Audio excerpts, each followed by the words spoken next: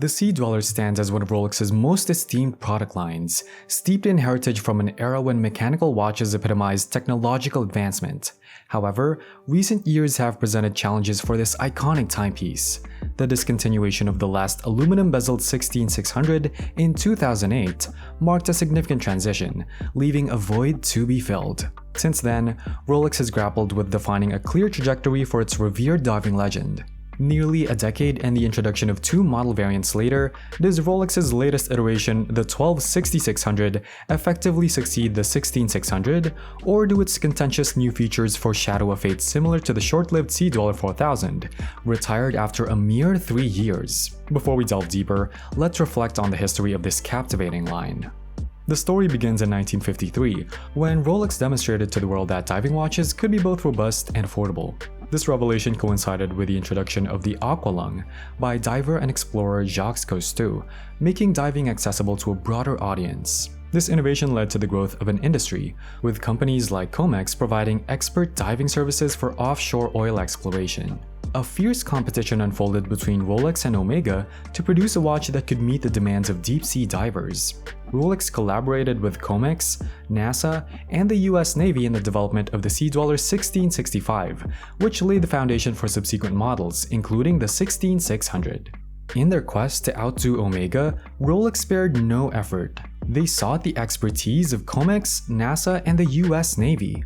With Comex, whose divers were testing proprietary oxygen mixes at unprecedented depths, Rolex provided free submariners in exchange for valuable data.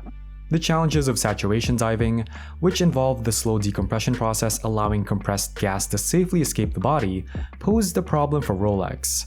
The watch crystals were being blown off. To address the challenge of helium gas buildup during deep-sea exploration, Rolex introduced the gas escape valve, a crucial innovation first implemented as a modification to Comex submariners. This small but pivotal device, spring-loaded and side-mounted on the watch case, allowed accumulated helium to escape gradually without causing the watch to disassemble under pressure. In collaboration with NASA, Rolex engaged in an experiment focused on understanding the effects of prolonged exposure to high pressure on the human body. The tech-tight underwater dwelling, utilized by NASA, provided an environment for Rolex to conduct routine tests on new case designs. These tests aim to develop a timepiece robust enough to function flawlessly at extreme depths without succumbing to failure. The US Navy Sea Labs program took these endeavors to even greater depths, subjecting both occupants and their watches to increasingly extreme pressure conditions. Drawing insights from this extensive data, Rolex crafted an oversized submariner, featuring the gas escape valve derived from the modified submariners initially created for Comex. This watch was purpose-built by Sea Dwellers, for Sea Dwellers, reflecting Rolex's commitment to advancing underwater exploration. The 2017 release of the Rolex Sea Dweller 12-6600 is part of a lineage of watches meticulously designed by Rolex to succeed the classic Sea Dwellers, epitomized by the 16600 model.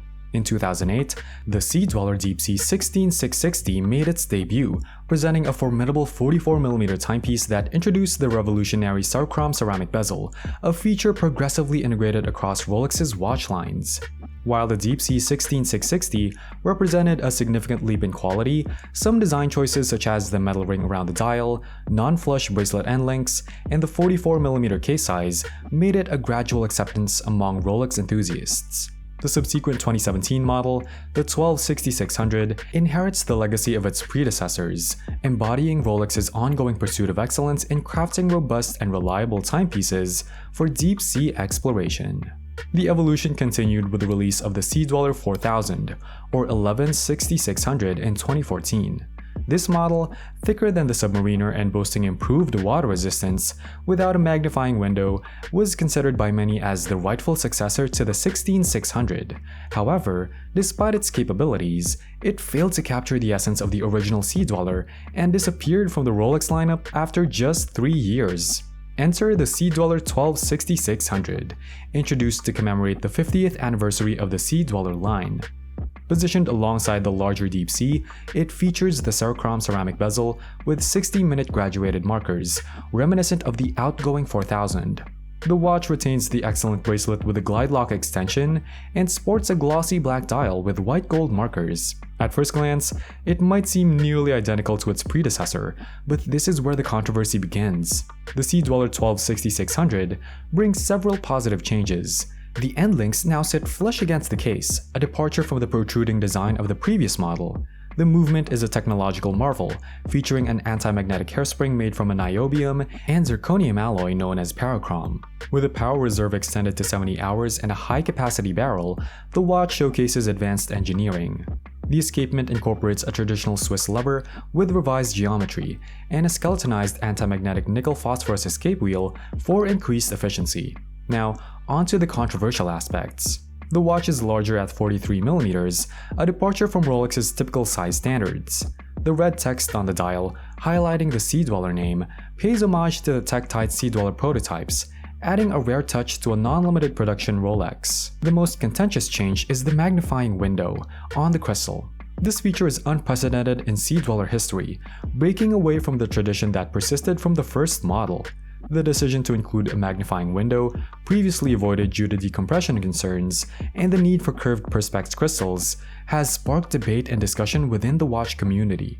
These intricate details don't diminish the watch's appeal. In fact, they contribute to its distinct character. The watch possesses a noticeable weight, setting it apart from the Submariner, reminiscent of its historical predecessors. It sits prominently on the wrist, creating a substantial presence compared to the snug fit of a Submariner. Interestingly, Rolex intentionally engineered the Sea Dweller 126600 to retain some of the unique features that made the original Sea Dweller iconic, infusing additional nuances for good measure.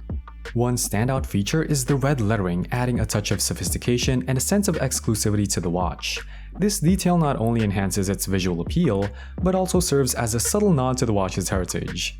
The magnifying window, while possibly a matter of personal preference, becomes a noteworthy talking point, contributing to the watch's overall charm.